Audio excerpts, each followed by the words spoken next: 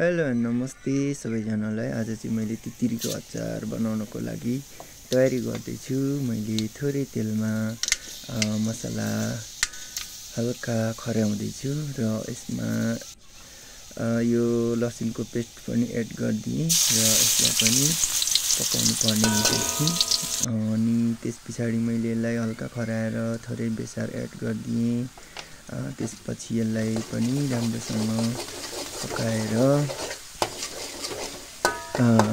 बिस्तारै यसलाई हल्का खर्याएर त्यस पछाडि राम्रोसँग यो सबै मरमसलाहरू सबै रेडी गरेको मसलाहरू एकैचोटि लगाइदिँदैछु र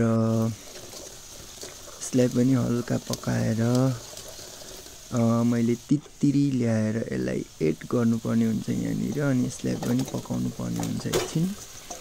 सबै मसलाहरू पाकिसकेपछि यो तितिरीलाई पनि पकाउनु लागिरहेको छु र यसलाई हल्का पकाइसकेपछि अचार रेडी हुन्छ। यो अचार चाहिँ मेरो उनीको लागि हो। म यो चाहिँ उनीलाई पठाइदिँदैछु र तपाईहरुलाई पनि यस्तो अचार मन पर्छ भने कन्ट्याक्ट गर्नुहोला। धन्यवाद।